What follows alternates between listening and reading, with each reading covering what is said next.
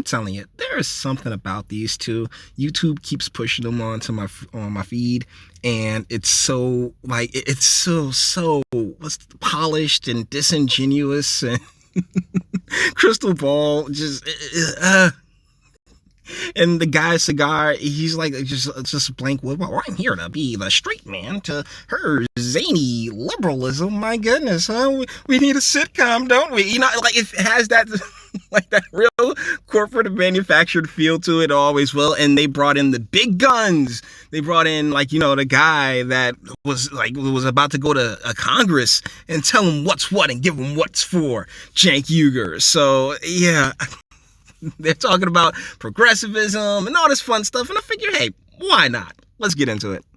Program's funds are almost replenished. Yesterday, the Senate passed a $484 billion package, which includes $310 billion for the Paycheck Program, $60 billion for small business grants. And you wonder why they want to keep it going, huh? I mean, you look at these numbers, realize how much money is out there that they're purposefully tossing out there. You can't sit here and tell me that there wouldn't be people more than happy to see this shit ride out for forever and a day because they're making bank right now. $75 billion for hospitals and $25 billion more for coronavirus testing. The House will vote on that measure tomorrow. Democrats did succeed in getting some more money for hospitals and for testing, but failed to get. Aren't they taking hospitals down?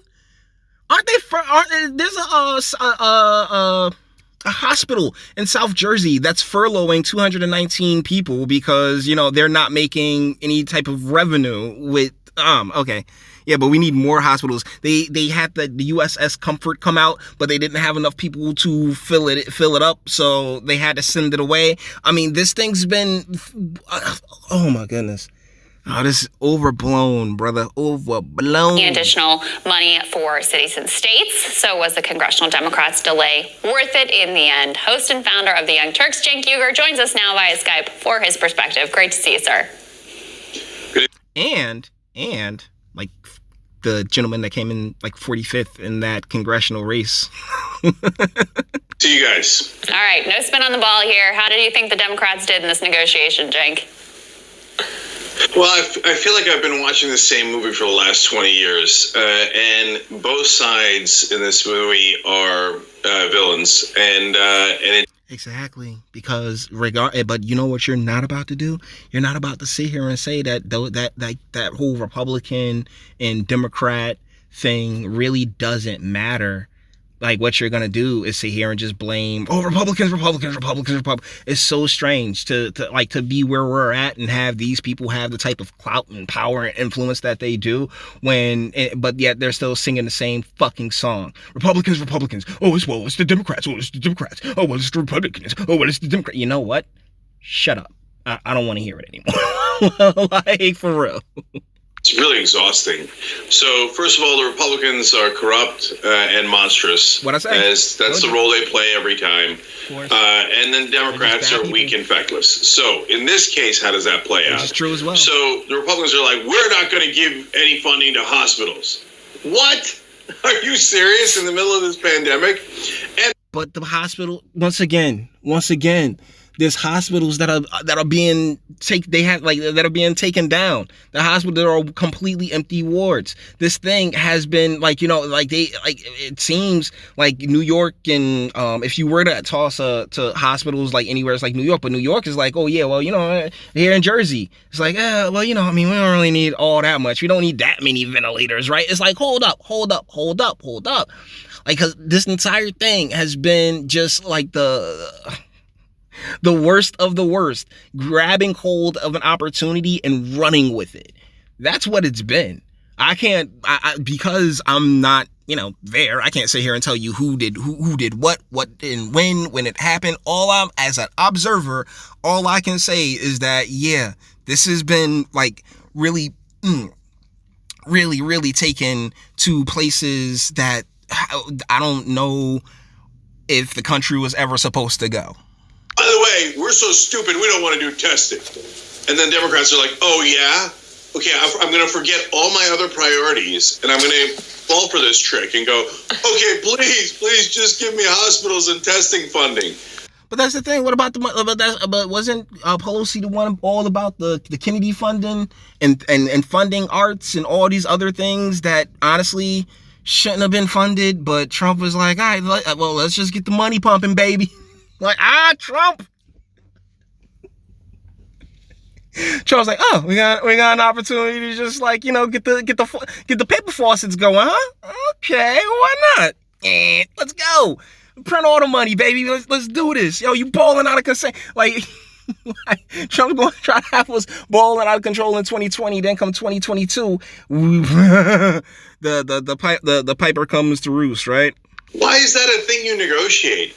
Why don't you go out in the press and go, Mitch McConnell's the worst monster in the world. He doesn't want hospitals to have money in the middle of a pandemic. You need to impeach him, remove him from all. And here you see how what it is like the logic that you're using is based on an emotion of, oh my goodness, we don't want hospitals. Whereas it's like, wait, but golly, these like the money faucets are got so many different, the plumbing's so crazy that who the hell knows where this money's going.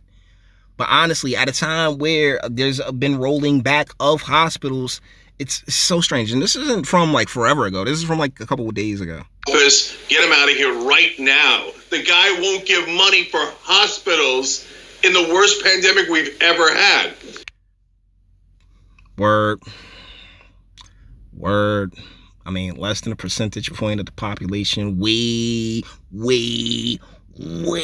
under the expectations of the projections that were initially cast out there.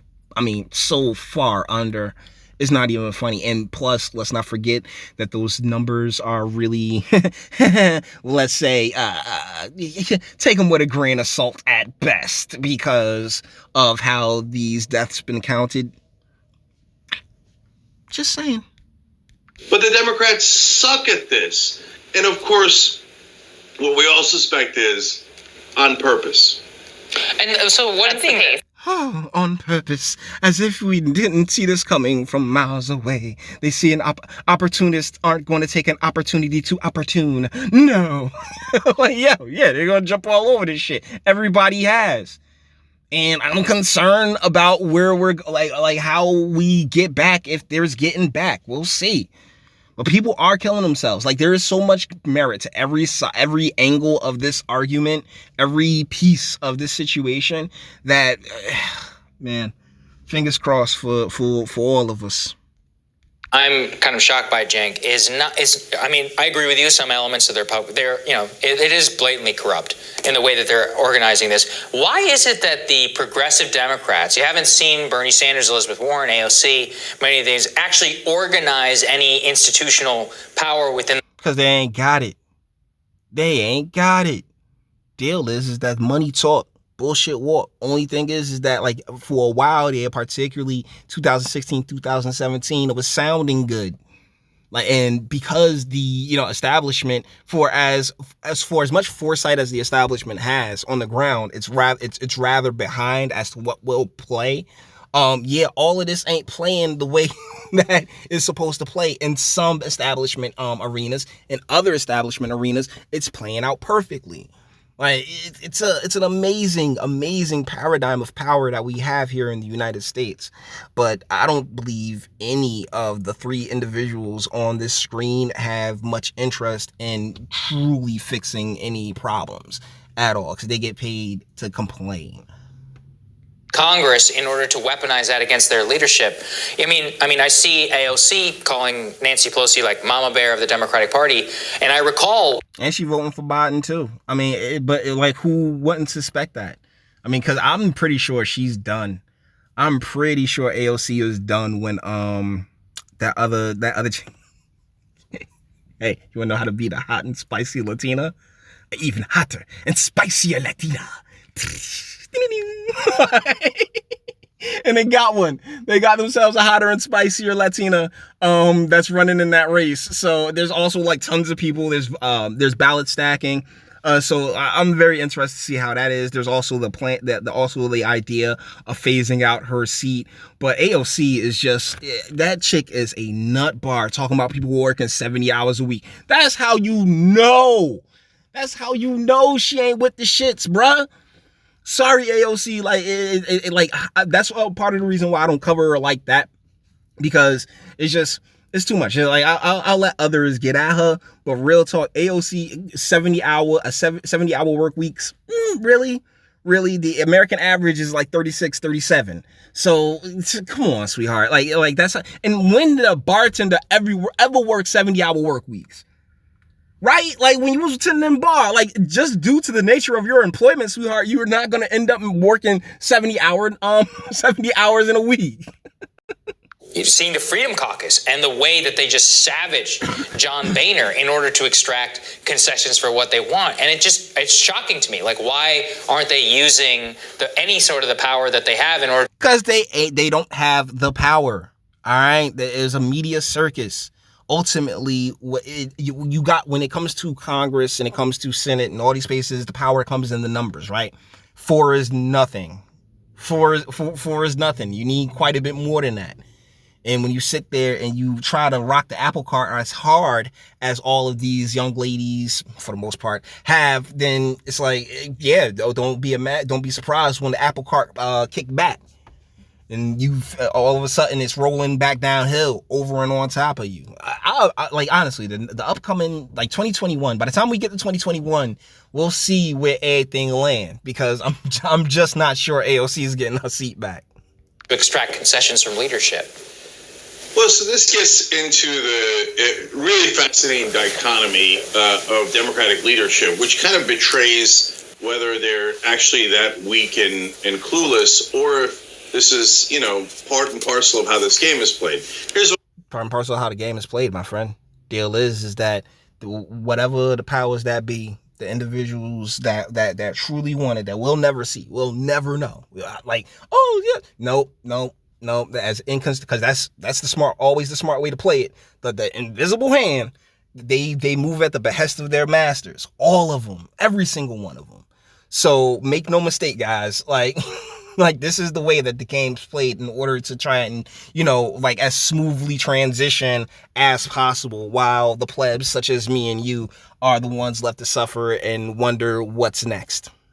I mean by that, the Democrats are little pussycats when they deal with Republicans. Mitch McConnell just goes, "You'll do as you're told," and Schumer and Pelosi are like, "Okay, I'm so sorry." Right?